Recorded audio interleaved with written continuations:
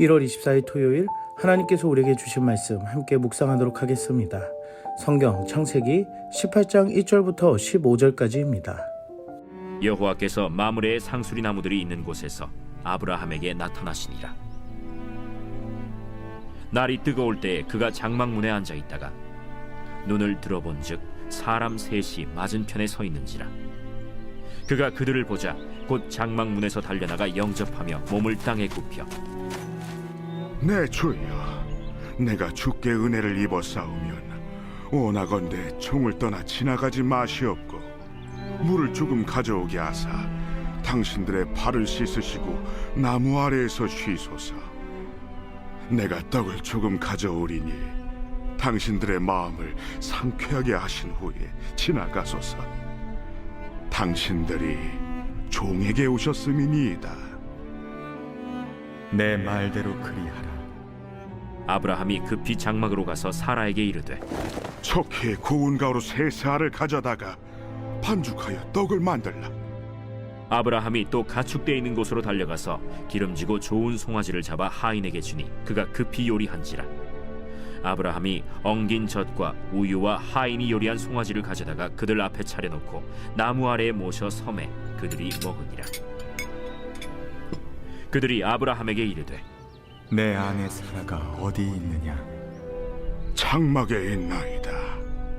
내년 이맘때 내가 반드시 내게로 돌아오리니 내 아내 사라에게 아들이 있으리라. 사라가 그 뒤 장막문에서 들었더라. 아브라함과 사라는 나이가 많아 늙었고 사라에게는 여성의 생리가 끊어졌는지라. 사라가 속으로 웃고 이르되 내가 노쇠하였고 내 주인도 늙었으니 내게 무슨 즐거움이 있으리요. 여호와께서 아브라함에게 이르시되 사라가 왜 웃으며 이르기를 내가 늙었거늘 어떻게 아들을 낳으리요 하느냐? 여호와께 능하지 못한 일이 있겠느냐? 기한이 이를 때 내가 내게로 돌아오리니 사라에게 아들이 있으리라.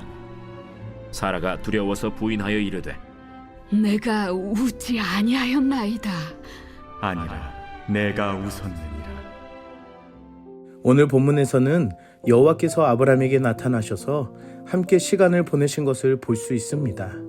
이전에 말씀으로 오셔서 이름을 바꾸어 주시고 할례의 표징으로 언약의 은혜를 시작하게 하신 이후에 아브라함에게 나타나셨습니다.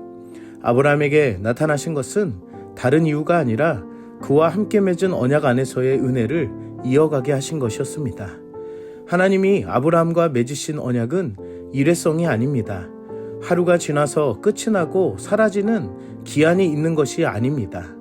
이전날에 약속하신 은혜라면 그 은혜가 이전날뿐만이 아니라 오늘도 함께 하시는 은혜가 있기 때문에 아브라함에게 할례의 언약 이후에 나타나셔서 그와 함께하기 원하신 것입니다.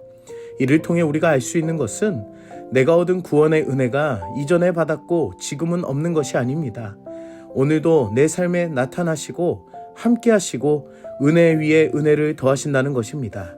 사랑하는 성도 여러분, 오늘도 우리에게 은혜를 이어가시는 하나님이 나와 함께하고 있다는 것을 아시며 감사와 찬양으로 영광 돌리는 여러분들이 되시기를 축복합니다.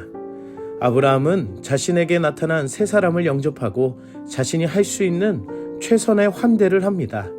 고대 사회에서 나그네를 환대하는 풍습은 두 가지의 의미가 있습니다. 어려움에 처한 약자를 도와주고 섬기는 것이 자신에게도 나중에 처할 상황에 은혜를 입을 수 있기에 전통적인 의미가 있습니다. 또 다른 하나는 약자와 반대로 장막에 거주하는 이들에게 또 다른 큰 위협을 주는 사람일 수 있기 때문에 최대한 친절을 베풀어 자신과 공동체에게 임할 위험을 피하려는 의미가 있었습니다. 아브라함이 단번에 신적인 존재를 알아차려서 최고의 환대를 한 것이 아닙니다. 혹시라도 자신과 가족들에게 피해가 가지는 않을까 생각하여 아브라함은 내 주여라고 부르며 원하건대 내가 당신께 은혜를 입었다면 원하건대 당신의 종에게서 지나가지 마옵소서라고 간청한 것입니다. 자신을 종이라고 칭한 것도 아브라함의 겸손과 최선을 다해 환대하려는 태도가 있었음을 볼 수 있습니다. 나이가 많은 아브라함에도 그 모습이 얼마나 성급했는지를 볼 수 있습니다. 급한 모습으로 가축 있는 곳으로 달려가서 송아지를 잡는 그 모습으로 정성스럽게 환대하는 것을 볼 수 있습니다. 이런 환대를 베푸는 마음은 아브라함이 살아온 삶의 방식이었습니다. 자신보다 남을 위해 최선으로 섬기며 베푸는 환대가 삶 속에서 은혜를 베푸는 삶이었습니다. 우리가 살아가는 삶 안에서 우리는 하나님의 자녀로 그리스도인으로 살아갑니다. 예수님께서는 내 몸을 사랑하듯 내 이웃을 사랑하라고 했습니다. 특별한 손님만 베푸는 것이 아니라 늘 같은 마음으로 섬기고 환대하는 그 아름다움이 오늘 아브라함을 더욱 돋보이게 하듯 우리의 삶도 하나님의 자녀답게 그리스도인답게 돋보여야 한다는 것입니다. 사랑하는 성도 여러분, 우리가 가진 최고의 섬김과 사랑이 우리의 삶 속에서 어려운 이들을 위해 이웃을 위해 환대하는 그리스도인의 아름다운 모습이 있기를 축복합니다. 여호와께서 아브라함에게 나타나신 이유는 환대를 통해 시험하시기 위함이 아닙니다.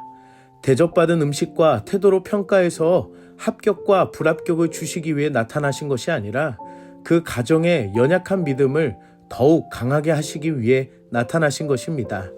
하나님께서는 아브라함의 아내 사라를 찾으시면서 아브라함에게 주시겠다는 그 아들의 약속을 사라에게도 전해주시기 위해 나타나신 것입니다. 아브라함에게 주신 언약 가운데에도 사라는 자신의 여종 하갈을 통해 아들을 낳자라는 계획을 세우고 일어난 일들처럼 연약한 그 사라의 모습에 하나님께서는 직접 나타나셔서 약속을 더욱 강하게 하신 것입니다. 그리고 이전 아브라함의 반응처럼 사라도 역시 그 약속을 듣자 믿지 못하여 속으로 웃고 있음을 보게 됩니다. 육신을 지닌 경험과 지식으로는 절대로 아들을 낳을 수 없는 상태이기 때문에 웃었지만 하나님은 그 웃음을 앞으로 실제적인 아들 이삭을 통해 회복의 웃음으로 바꾸어 주실 것입니다. 하나님은 능히 못하시는 일이 없으며 반드시 사라에게 아들이 있을 것이라 말씀하신 것처럼 그 은혜를 주시기 위해 아브라함과 사라에게 나타나신 것입니다. 우리는 하나님의 은혜 안에 있습니다. 우리의 연약함을 아시고 하나님께서는 이 땅에 직접 오셔서 우리의 죄를 대신하여 해결해 주시고 할 수 없는 그 상태를 할 수 있게 하신 분이십니다. 그분이 바로 예수님이십니다. 사랑하는 성도 여러분, 우리의 연약함을 강한 믿음과 은혜를 주시기 위해 지금도 역사하시는 분이심을 믿으시기 바랍니다. 육의 생각으로 비웃음이 아니라 하나님은 우리의 삶에 영의 생각으로 회복의 웃음을 주실 것입니다. 함께 기도하겠습니다. 사랑의 하나님, 오늘도 말씀으로 은혜 주시니 감사합니다. 우리의 연약함을 아시고 우리에게 은혜를 주시기 위하는 그 하나님의 마음에 감사합니다. 우리가 할 수 없다는 견고한 지식에 반응하는 어리석음을 하나님의 일하심으로 믿을 수 있는 은혜로 바꾸어 주시옵소서. 오늘날 우리가 살아가는 할 수 없다 생각하는 그 믿음의 영역에 하나님의 일하심과 도우심을 경험하는 우리들의 삶이 되게 하여 주시옵소서. 또한 우리들의 삶 안에서 하나님의 자녀로 그리스도인으로 사랑으로 베풀며 섬기는 마음으로 살아가게 하시고 그 은혜들을 통해 하나님을 만나는 은혜가 있게 하여 주시옵소서. 오늘 하루도 불가능을 가능케 하시는 하나님의 은혜를 믿고 의지하기를 소망하며 예수님의 이름으로 기도드립니다. 아멘.